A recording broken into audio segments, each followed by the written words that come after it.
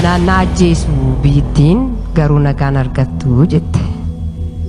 Lamaan ishii walirra naqeen du'a malee kophaa koon du'u naan jechaa turte.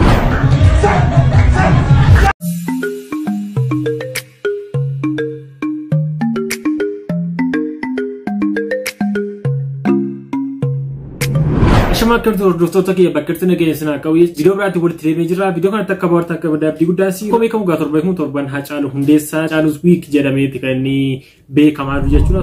Torban Haacaaluu Hundeessaati. Haacaaluun wareegamuusaa waggaa 3 guuteetu jira jechuudha. Waggaa 3 torban kana keessa kan inni ajjeefame. Waggaa isaatti akkuma beekamu maqaa isaatiin awwaardiitu kennama. Artistootaa fi ogeessota muuziqaa yookiin aartii Oromootti xiyyeeffatu irratti awwaardii maqaa Haacaaluu Hundeessaatiin qophaa'ee waggaan kennama jechuudha. Awwaardiin kun immoo marsaa lammaffaatiif kan inni kennamuuf deemaa jiru. Torban Haacaaluu jedhamee torbanni kun beekamaa jira jechuudha. Juunii 22 keenya 29 jechuudha. Juunii 29 jechuun jimaata dhufaa jiru kanadha kan inni geggeeffamu. Hoteela Skylight itti dhaaboodha kan inni geggeeffamu jechuudha. Saniif torbanni kun torbanitti Haacaaluu Hundeessaa yaadannoodha. Hojii isaa, guutummaa isaa, oolmaan inni oolee wareemuuf wareegamuusaa. Torbanni kun torban Haacaaluuti jedhameeti kan sooshaal miidiyaa irratti labsame uummati yaadannoo yookiin jaalala Haacaaluuf qabu ittiin beeksisaa jiru jechuudha. Saniif artistooti immoo hojii babbareedaa hojjetan immoo kan maqaa Haacaaluu Hundeessaatiin jajjabeeffaman yookiin badhaafamanii torban kana keessa jimaatadha kan isaan badhaafaman jechuudha. Torbanni kun torban Haacaaluu Hundeessaatti yaadannu siniif haa ta'u jecha. Haacaaluu Hundeessaa awwaardii tokkoffaa irratti egaa haasaati mana warra Haacaaluu Hundeessaa yookiin haati wabii gaggeessee dhaggeeffannaa. Jirra bullee barii arguuf garaa nu bal'isee yaa nuyi yaa waa irraanfachuu jette. Dhugaadha. Garaa bal'annaan waa hedduu argina garuu hin irraanfannu. Haa ga'u nagaan koo jaalallee koo ijoollummaa abbaa ijoollee koo amanamaa bara dargaggummaa. Abbaa warraa koo hanga dhumaa guyyaa qaamaan walirraa fagaannee kaasee yaaddoo fi jaalala keen ala nagaa jirra ati akkamnuuf jirta. Acee koo erga qaamaan gargar baanee waggaa 2 guunne. Yoon kana jedhu waan nama taaneef guyyaa lakkaa'uun keenya hin hafu malee anii fi ati yoomuu gargar hin baanu. Yaadaa fi qalbiin waan hundi keenya wal keessa jira. Acee koo ati yeroo hunda kabaja kooti karaa kooti karaa fi garaatu gargar nama baasa jedhu mitiire. Anaafi si garuu karaanis garaanis namnis gargar nun baasu. Karaan irra deemu mara waliin deemna. Acee koo akkamiin akkan si ibsu hin beeku. Waanuma nan si ibsuun dhabe. Ati anaaf nama addaati. Anatu ragaa siif baha. Warri yartuu gantuu asumee fi as dhiyoo maqaa kee xureessuu yaalan illee hin milkoofneef. Keessa namaa hin beektuu keessa qabatteen namaa qiccii jettee atu. Ati dhaannaa onnee kooti. Gaafa dhaannaan onnee koo dhaabbate gammachuun koo guddaadha. Maaliif yoo jette biyya qaroo ijaa beekaa ofii dhiiga qulqulluu fi dhugaa namaa xuuxxuurraan boqadhee si bira dhufa. Ammasitti imaanaa ati natti dhiistee deemtee galmaan nan gahaa akkuma ati jettee ijoollee keessa nan guddisa. Kuni eeyyama waaqaa fi waadaa kiyya. Acee.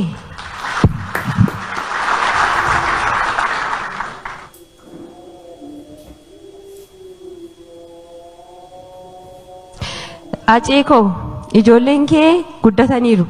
Wabuun, milkuun, giiftuun hundi isaanii guddataniiru.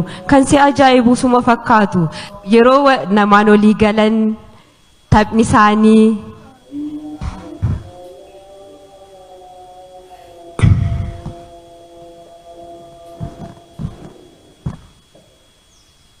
waan hundumaan sumatti ba'an maalan sitti maatu hin beekta. Keessattuu milkuun suma fakkaatti. Acee koo fakkii kee jedhuun ni laata? Lakkin jedhuun isumaati jettee nan waama giiftii jedheen waamaani. Ati dhaannaa onnee kooti. Gaafa dhaannaan onnee koo dhaabbattee gammachuun koo guddaadha. Maaliif yoo jettee biyya qaroo irra sinii deebi'a ammas kana irra sinii deebi'a. Biyya qaroo ijaa beekaa ofii dhiiga qulqulluu fi dhiiga namaa xuuxxuurraan boqadhee si bira dhufa.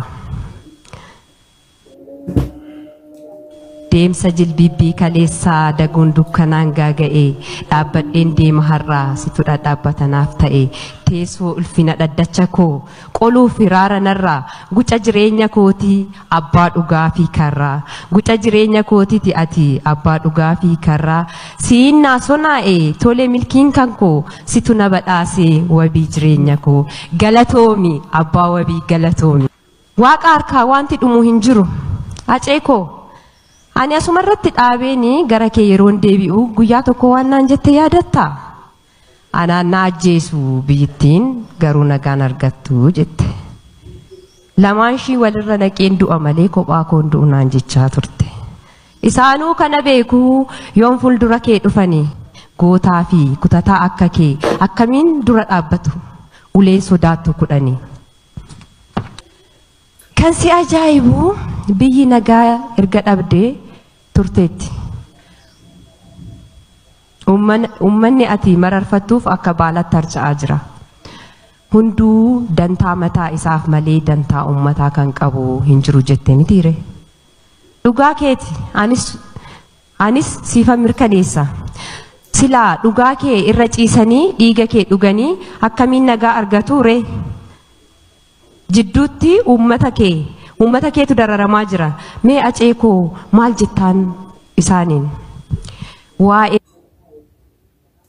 keenya yoo itti dhiisne silaa naman dhiisu dubbii keenyatti akka hin taane otoo jirruu nuti akka hin jirre maal godhu jiruufa. Biyaan kun egaa xalayaa yookiin walaloon kun Hacaaluu Hundeessaa awwaardii tokkoffaa irratti kan haati warra Hacaaluu Hundeessaa barreessiteef jechuudha waggaa darbe jechuudha. Amma immoo odaa awwaardii lammaffaan immoo jimaata dhufuudha. Kun xalayaa haati warra Hacaaluu Hundeessaa bardheen gaddaa dubbisedha jechuudha. Isteejii irratti isaaf barreessitee isteejii irratti dubbisedha jechuudha. Saniif kun xalayaa yookiin walaloo hedduu onnee nama dhukkubsadha yookiin onneen nama tuqudha. Baay'ee walaloo baay'ee nama gaddisiisudha. ገዳዮች ለፍርድ የማይቀርቡ ከሆነ ገዳዮች ትክክለኛውን ፍርድ የማያገኙ ከሆነ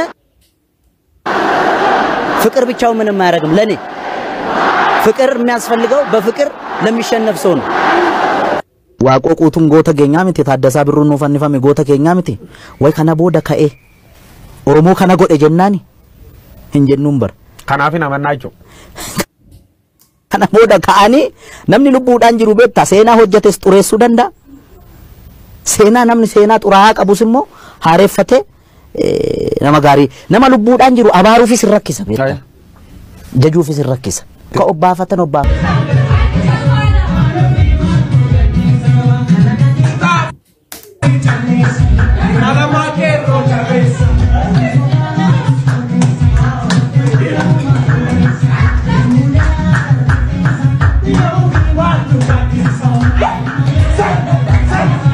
Gajarus kun miirani sirbaaf koofin miirani sirbaa Hacaaluu Hundeessaatiif yeroo dargaggummaa isaa akkam ture laata akkamitti akka sirbaa ture asumarraa tilmaamuun namanne immoo keessumattuu sirba Hacaaluu gaafa ta'u naman teessis yoo akkam dadhabdellee yoo akkam dulloomtellee muuziqaa teesseellee mataa raasta malee kan kaatee sirbineef hin jiru jechuudha. Viidiyoo goota keenya Hacaaluu Hundeessaa wajjin wal qabatu keessaa viidiyoo mammaatti ilaalledha.